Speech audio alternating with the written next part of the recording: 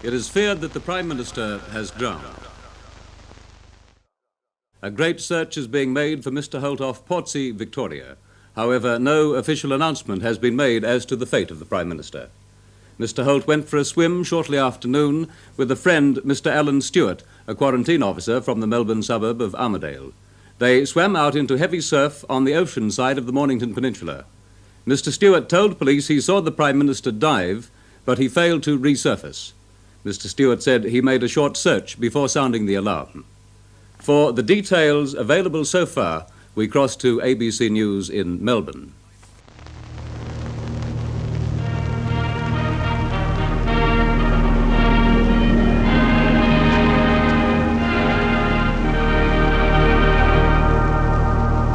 WILCOX from Melbourne in a special 5-state bulletin of ABC National News.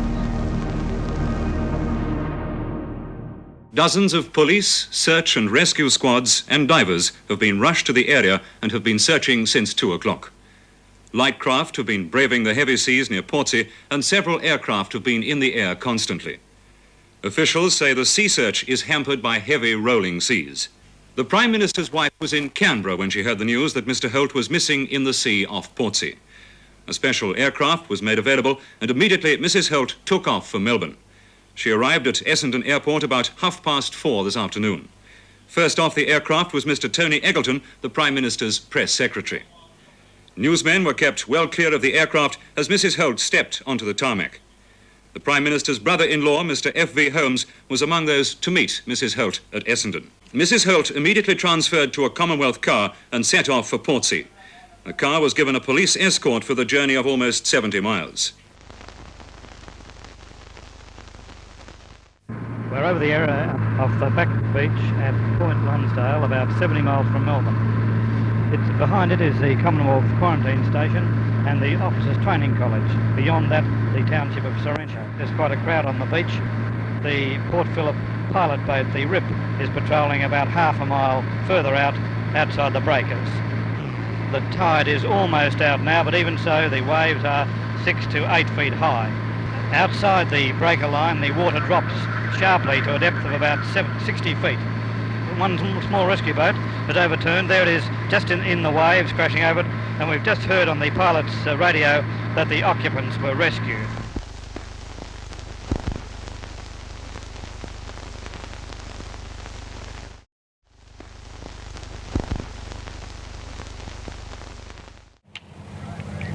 Complete darkness has now settled on the Cheviot beach at PORTSEA, about 2.5 miles from the township proper. And the search that began today at about 20 to 1 has now been officially called off until dawn tomorrow. These 7 men are members of the No. 1 Flotilla, Australian Coast Guard, the diving section. And they were some of the first men called in at that time. They are only just leaving the scene. What were you asked for when you were called? D24 got onto us and they asked us for divers at PORTSEA to rescue a diver who was supposedly lost. We were on the job in 5 minutes with a police escort down here, and we were down within 35 minutes. What kind of water was it at that stage? Very rough, milky. It was like being inside a washing machine. Well now, down below, what was the depth? It varied from about 12 to 30 feet. In the holes, it was 30 feet. It was very rough. You fellows know water very well, living so much underneath it. What chance would you say anybody would have, or for that matter now, of a body being found in the area? At the moment, none at all. None at all? At the moment, tomorrow morning, if it gets washed up, I would say, they could find one about half a mile to the right-hand side of where the Prime Minister did go in. You fellows have been diving continuously for what period of time? Well, I'd say on and off, say about 2.5 hours. One of your diving section is still in his suit. What did you find with the conditions down below there? Terrible. It was very, lot of current and whirlpools. We sort of got swept around. We had a lifeline. We hung on for grim death at times, and we got swept all over the place. And visibility was very poor. We were only able to see about 3-4 feet in front of us. Now, this is a strange place, although apparently a place in which he often went for the Prime Minister to swim. I would say so, but it's definitely dangerous. When I came down here, which was some time after the other members had arrived, the conditions to me were extremely dangerous, and I myself would not have ventured into it, and I feel it was very courageous of our members to have attempted to go into that water at the time. Under the circumstances, I feel that their behaviour was very much to the credit of the Coast Guard. The search has been called off for the night. Now, what is likely to be done from dawn tomorrow morning? Well, if the conditions moderate, there will be divers in. At dawn, we should get fairly calm water on an outgoing tide. If this occurs, we'll have people in there looking. Mrs. Zara Holt is back at the family's holiday residence in PORTSEA proper. As you can well imagine, she is completely distraught. And this is Tom Jones reporting from the Cheviot Beach, which is about 2.5 miles down on the coastline from PORTSEA.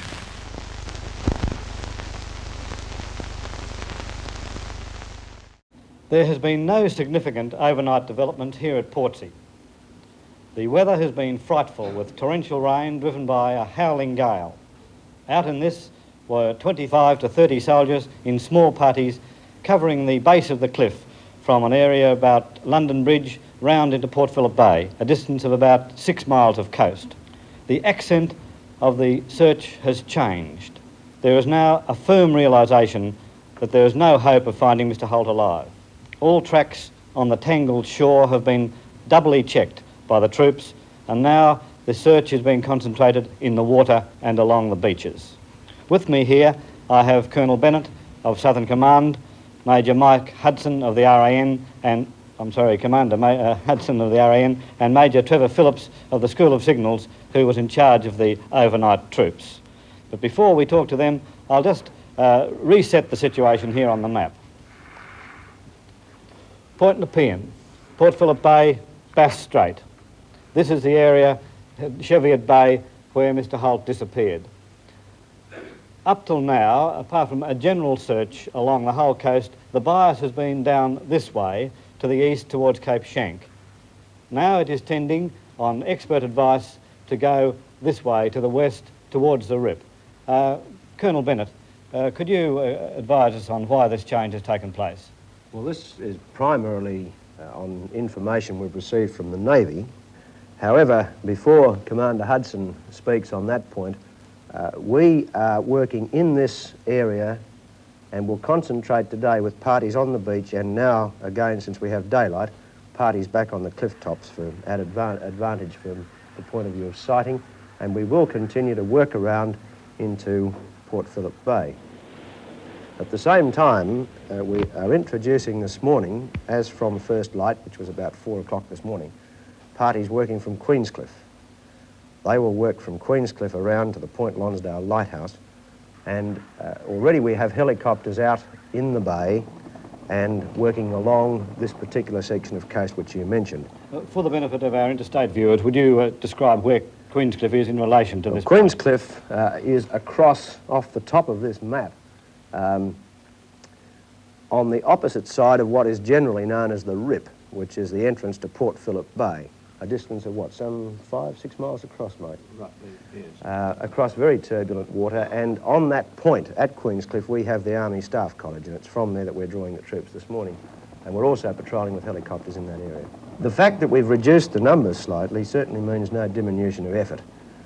Because we have now cleared this entire landmass and are now looking in a different manner for a body which we believe to be in the sea, we're able to work more extensively with helicopters, cover far more territory, far more frequently, and work with smaller parties of troops on the beach in order to work in coordination with the helicopters. But I can certainly assure you that we have no diminution of effort. Commander, perhaps you could describe to us the reason for this change and the information you've received on the tides. Yes, certainly. Under these weather conditions, one can never be sure of where a body would be swept. And yesterday I felt it necessary that we should get all the expert advice available. The consensus of opinion was that if a body had gone into the water off Cheviot Beach, close inshore, it would most likely have been swept to the northwest. and if it cleared the reefs off the beach, there was also the possibility that it could have been carried round into Port Phillip Bay itself and possibly finish up in that area, or possibly carry on further down into the bay itself. So based on that information, we have decided today until midday to use our search and rescue craft searching the foreshore up to Point Nepean in some detail, and to carry out a sweeping search between Point Nepean, Point Lonsdale and Queenscliff Light. Once they have searched that area, they will then sweep down the coast as far as Cape Schanck, about a quarter of a mile off the coast, because one can never discount the possibility that it could well have gone the other way as well.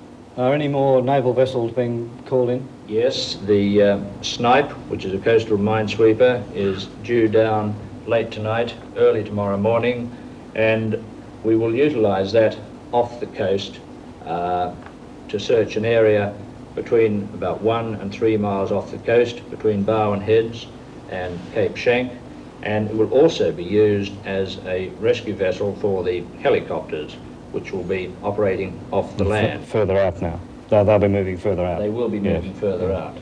In addition to the ships we've still got our diving team of 24 divers. They went into the water at 7:30 this morning. Their aim is to initially clear that immediate area where Mr. Holt was last sighted.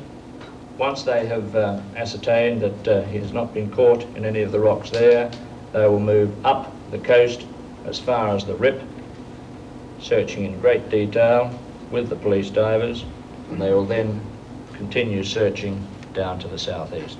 Now this would indicate that a search of some considerable duration is still planned.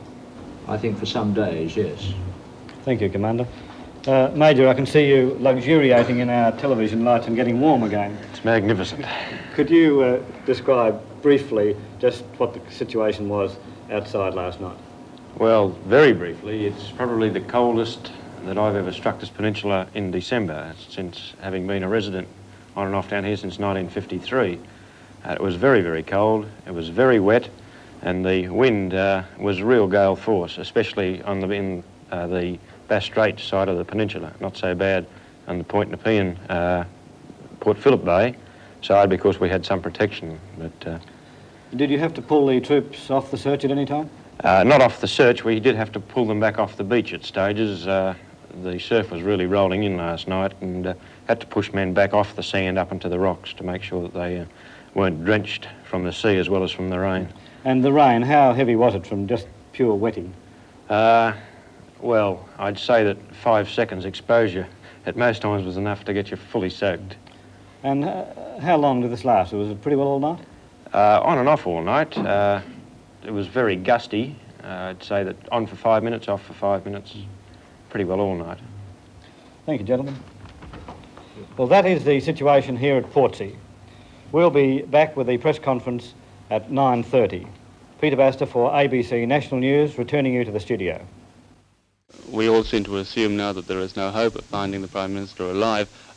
What other theories have been advanced this morning as to where his body might be washed up? Well, firstly, we haven't assumed that he is not in fact still alive. As far as where anybody may be washed ashore, this again is very hard to say because of the set of the tide, the prevailing wind. This could change, in fact, hour by hour according to our advice from the Navy on the tides, the wind and the general surf conditions. So for this reason, we're in fact searching roughly 14 miles along the Bass Strait coast and roughly the same area along the inside of the Port Phillip Bay coastline. Colonel, thank you very much. Thank you. Okay, cut. Lieutenant Commander Hawke, you've just come in from underwater diving. What are the conditions like? Well, they're blowing up now. It's getting quite rough, and we've had to give it up for a short while until the next low tide. Well, firstly, communications between each other, so that you're able to coordinate the search properly. I mean, it's easy to have one man with a radio and another man with a radio on the beach. It's a bit more difficult out in the water. And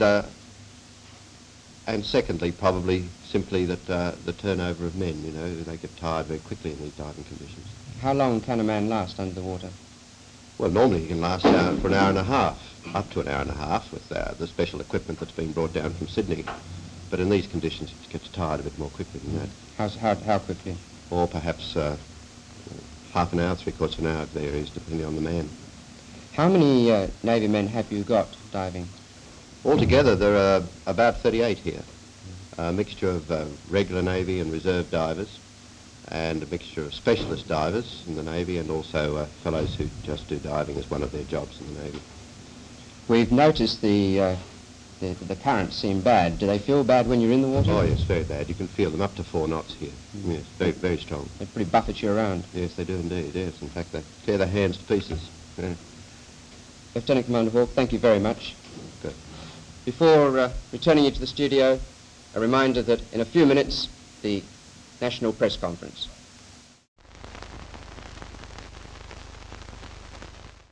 We have the Prime Minister's Press Secretary, Mr. Eggleton, Inspector Newell representing the police, and Colonel Bennett of the Army. Right, over to you, gentlemen. Mr. Eggleton, there are reports that 4 or 5 people were on the beach at the time Mr. Holt took his swim. Could you confirm this, and if so, would you please identify them? Yes, well, Mr. Holt went swimming, as you know, with Mr. Aaron Stewart. And as we explained yesterday, he was the person who reported the Prime Minister as being missing. But they did set out on this little expedition yesterday with several people.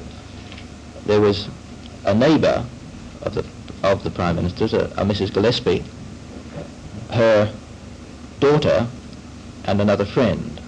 So there was a party of 5, including the Prime Minister and Mr. Stewart.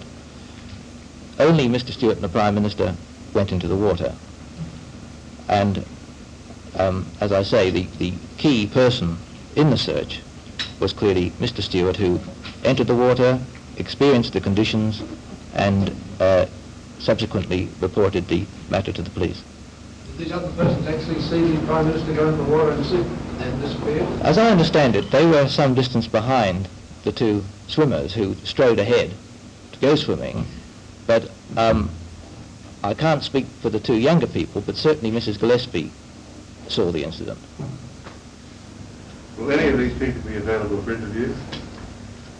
Now, Mr. Stewart, I understand, has returned to his business in Melbourne. He went back last night. Other than the fact he's a Melbourne businessman, I'm not sure exactly what type of business he conducts, but he is back in Melbourne. Mrs. Gillespie, as one might imagine, is very upset.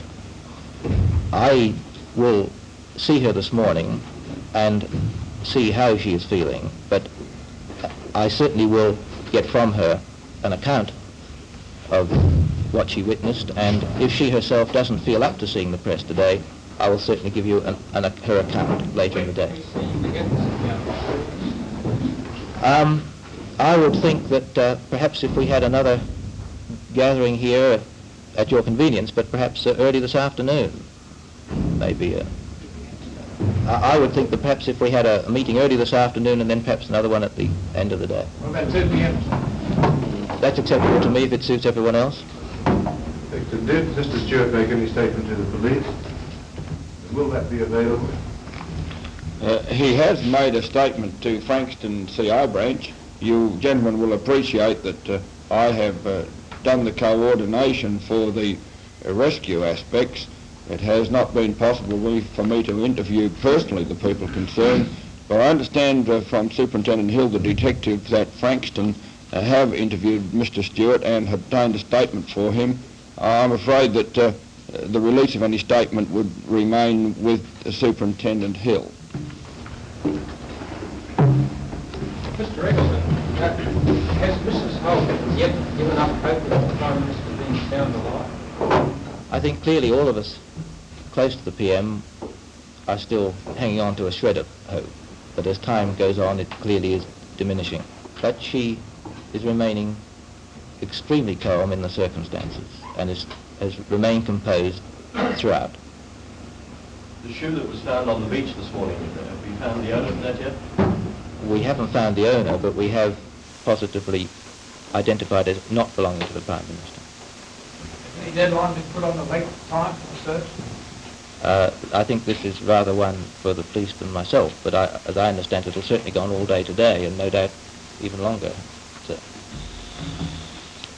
We intend to proceed with the search all day today without change of plans, although, as you will understand, with some change of personnel.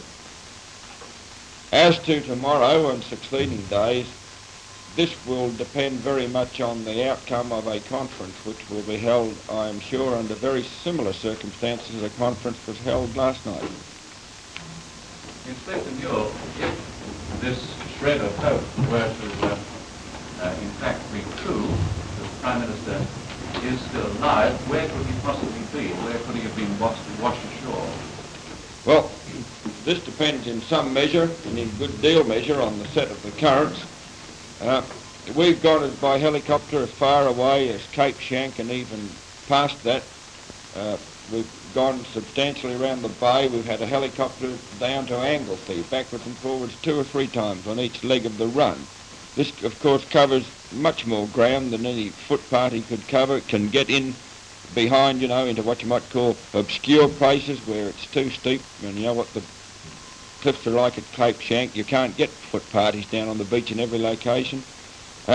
This would be one of the locations, or a location of this nature would be, I would think, where he might be. And this is where we're getting the helicopter pilots and observers to be particularly careful in their searching of these particular locations. Well, I understand, this is my advice, but you understand that as the currents ebb and flow through the heads to Port Phillip Bay, so the set of the current is different, and we've had a couple of ebbs and flows. This makes it very much of a question mark. You mentioned a change in personnel. Will that mean more or less men? I would think about the same number, in truth. A change of personnel means a change of relief, you know. Inspector, how many men are working on it now? All told, about 300. These are from the Army, they're from the police, they're from civil aviation, they're from private aviation companies, they're from the RAAF, they're from the Navy,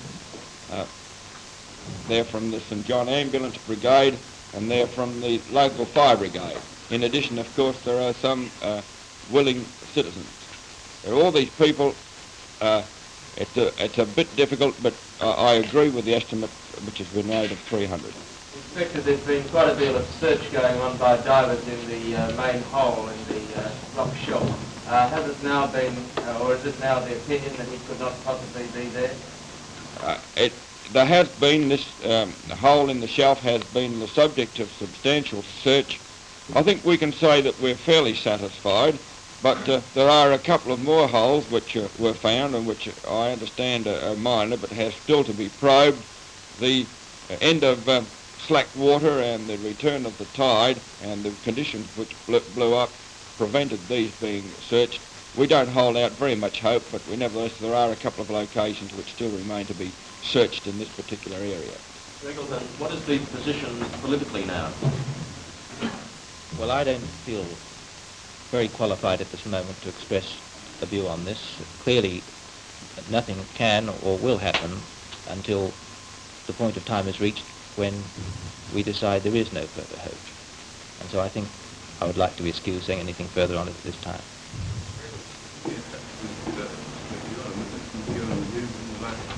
I haven't spoken to him personally, but I have, of course, been in constant touch with Canberra. Have you heard from Mr. McMahon? Not personally, but again, there has been a very close network. Ever since the first reports yesterday, the Prime Minister's Department set up a special office which has been liaising with all people concerned and acting as a nerve centre.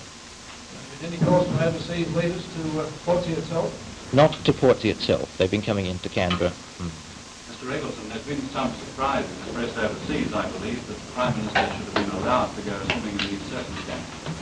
without security guards with him. Has there been any criticism from within this country? Well, I think, of course, this country is very different in this way. One of the nice things about Australia is the fact that the Prime Minister has in the past and can enjoy a certain amount of private life. And one of the PM's great joys was to get into his own motor car and drive down for an ordinary type of weekend, doing the sort of things he liked to do. And he did like to maintain his privacy, and it was not normal for security to surround him to any degree when he made these visits to PORTSEA. Did he have any, normally, would he have had any security around him in PORTSEA during the weekend? I'd rather not go into the details of what security arrangements are made for the Prime Minister, but you can take it that at PORTSEA, at his own request, they are at a very much at a minimum. Were there any security men here at the time? Not to my knowledge. Well, gentlemen, how are we going? Are you just perhaps one more question? NEWELL, could you tell us something about the coordination and the various services working in with one another? There didn't seem to be much food and so forth on the beaches. Is this accelerating as the day goes by? Well, I think that the matter of food on the beaches is due to the circumstances that it's not the place where it was intended to send any food, as far as I know, with perhaps the exception of some hot drinks for the diving personnel. As you may know, we have set up on the Cheviot Hill, which is about the highest point, quite a substantial command complex. It consists of a police van, which is the coordination office, where I'm usually to be found, and this has communications back to police headquarters. It has communications to every police car and every police unit. That's every group of personnel in the area by means of small pack sets or car sets, as the case may be. It has a substation on the Army radio net, and next to it there is an officer from the DCA, so that we have communications through his set to the helicopters. We have just over the road there is the headquarters of the St John Ambulance Brigade Search and Rescue Squad, and there is a fire vehicle, so that we have a communication complex. We also have there, setting up right next door to us, the Navy Control Unit, so that within this complex we have the facilities which are necessary for the police to coordinate, not command everybody, but to coordinate the efforts. And everybody has gone around with on with the task as it was planned.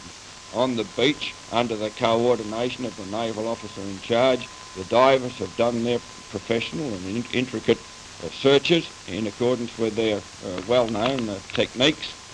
The parties on the beaches have made their searches, and they've reported from time to time, I regret to say, lack of success. They've reported from time to time small items which they found on the beach, which they thought might be significant, something in the nature of the shoe which was found and brought to our headquarters, and things which, after we have made a short check, we've had to discount. The helicopters have made their searches, and we're getting information in. The coordination, I think, is going on in a satisfactory way, but everything is coming in is negative. But the mere fact that you haven't seen a lot of activity in the coordination headquarters doesn't mean to say, I suggest, gentlemen, that the coordination has not been adequate. I think that we, all of us, know what everybody else is doing, and this is the aim of the exercise. I understand 2 or 3 swimmers have gone missing in this area in recent years, and no trace of them has ever been found. Do you have any details on that? No, I haven't got any details of names, but I'm sure that it has been reported to me, and I'm sure that the information is reliable. Inspector, has the theory of a shark attack been at all explored? Well, there was, it hasn't been discounted. There was one shark sighted and reported. The St John's Ambulance Brigade, who were searching on the Sorrento back beach, that's out of the military area, reported seeing a shark, and this was confirmed by helicopter. It was reported to us, and information was circulated to all people concerned. I let that circumstance speak for itself. When was that sighted, sir? That was at about 7:30 this morning. How far is the beach from where Mr. Holt went in the water? Well, it would be in general terms about 2 miles, about 2.5. Any idea of the size of the shark, sir? I regret, no. No, I haven't got that either. How far out from the shoreline was it? I'm told it was about 500 to 600 yards out. Thank you, Inspector. Gentlemen, if it suits you, we'll see you again at 2 o'clock this afternoon.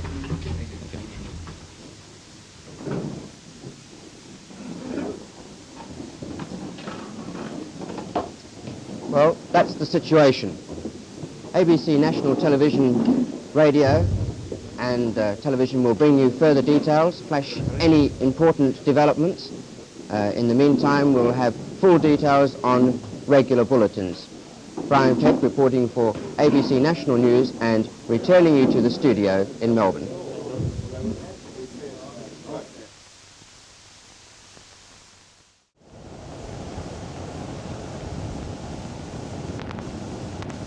Right, come on, chaps.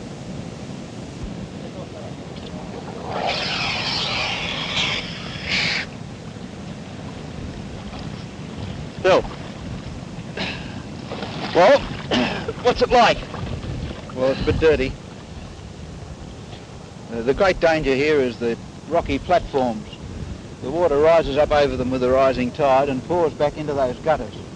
And you get a 6 or even an 8 knot current running straight out to sea. You can't swim against that.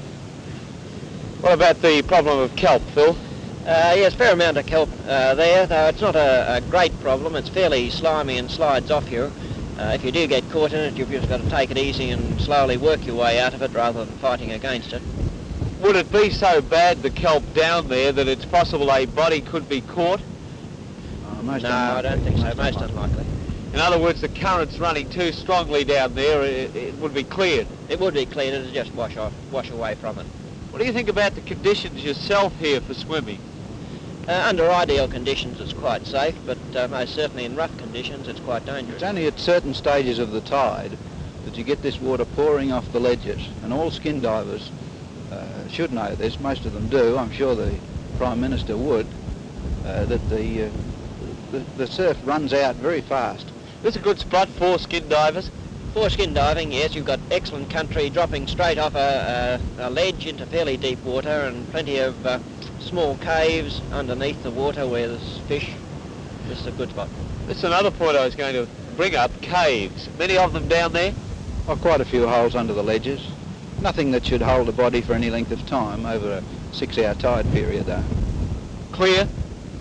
About 10-foot visibility at present. Certainly when they get closer to the surf, the visibility drops down, a lot of sand being stirred up at present. Very dirty conditions at present.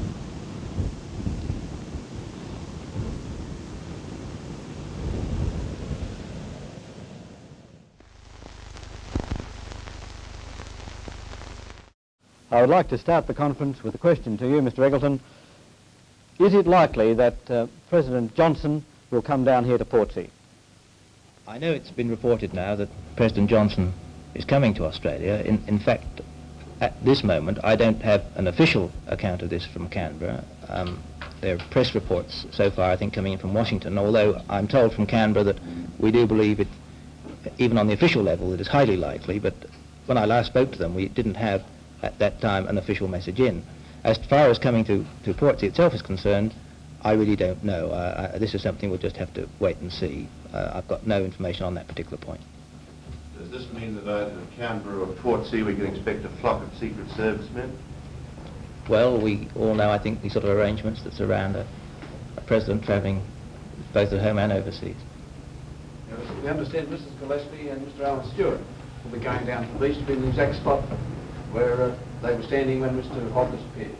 I don't know whether both will be there, but certainly one or both will be there.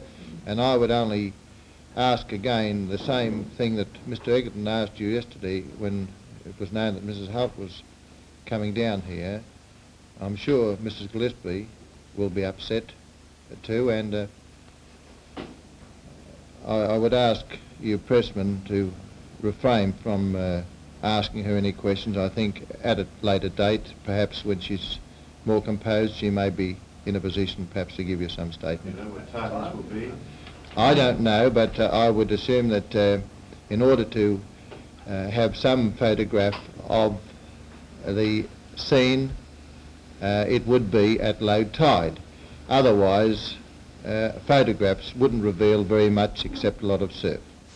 You were asking me earlier today, gentlemen, whether we had received any messages here in Portsea direct from overseas, and there are one or two you may be interested in. This one is from the President and Mrs. Johnson. Dear Mrs. Holt, the world is a lonelier place today. Our hearts and our thoughts are with you. We are praying. Signed, Lady Bird and Lyndon Johnson. And there's one here also from the Vietnamese ambassador who says, we are very concerned and anxious about news of the Prime Minister missing. We share your anxiety and we pray for his safety. God bless you and keep you in good courage.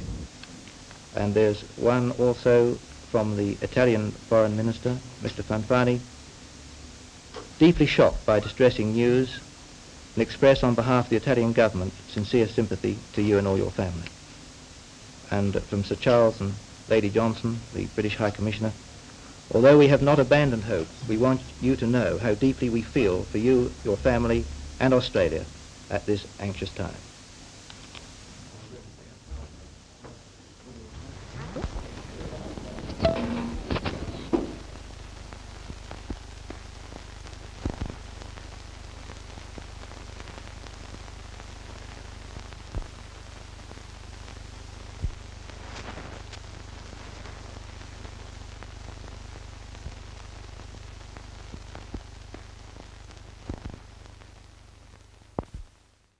Did you feel that it was too rough for him to go swimming? It wouldn't have been too rough just where he first walked in. In the pool? Well, it wasn't a pool, it was just a flat, swirling mass of water. But I think instead of just having a plunge and getting out, he was really enjoying having a swim. And I think that he didn't realize perhaps that the tow was so great, and that as he was swimming, he was being taken further out than he... Well, this is how it seemed to me, because I was quite happy about it, even when I first saw him go in, even though I wouldn't have liked it. And I went to the back of the beach, and it was only when I turned around to see what they were all doing that I thought it was rather strange and rather nasty, and ran back. And you see, I don't think he really realized that he was going so quickly. Was he in fact swimming at this stage? Could you see his arms coming over? Yes, was it an overarm? All the time he was swimming. There was no time at all that I felt that he was in any distress, although I could see the danger perhaps more than he could. Was it an overarm stroke or breaststroke or what? Perhaps a mixture, I can't be sure. I did see his head very clearly all the time, and if you're doing a good overarm stroke, you don't have your head up so much, do you? No. So you'd assume that perhaps it was a breaststroke that he was doing? Yes, but he never seemed to be in distress. He didn't ever seem to, in any way, call out or put up a hand or... This is why Alan stood there sort of saying to me, does he usually swim so long? Well, when did you first realize that something was really wrong? I mean, you had this fear that it was dangerous, but when did you really realize that something had gone almost wrong? as Alan said that, because I felt it was wrong. Could you see him at this stage still? Yes, clearly. Well, and this is when I was saying, come back, come back. Were you actually yelling this out Yes, to him? I was sort of because I knew he couldn't hear me, and so I was trying to say, come back. Do you think he saw you? He could have just, but I think at that stage he was trying to come back. But he was still being swept out further. Well, this was the stage when the water seemed to boil up into colossal waves just where he was. This was the stage when he couldn't come back. Now, you then raced up the beach, I take it. What happened exactly there? No, we stood there. There was a split second when you were wishing you had the lifesavers and wishing you had the helicopter. But it didn't go on for long because this colossal boiling mass of water came and then there was nothing.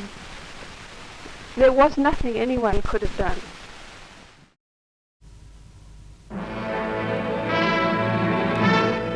Mr. Harold Holt, Australia's 17th Prime Minister, is now presumed to have drowned while swimming at Portsea near Melbourne. He had been Prime Minister for almost 2 years. At 59, he had been in federal parliament for 32 years. It was in this water, which he knew and loved so well, which was known locally as Holt's Holes, that Harold Holt is believed to have drowned. Those who knew him knew that he was philosophical about the dangers of swimming and spearfishing. But Harold Holt was a man with strong beliefs, firmly held convictions, and little time for the pomposities of office. A man who knew himself as a man and as a Prime Minister.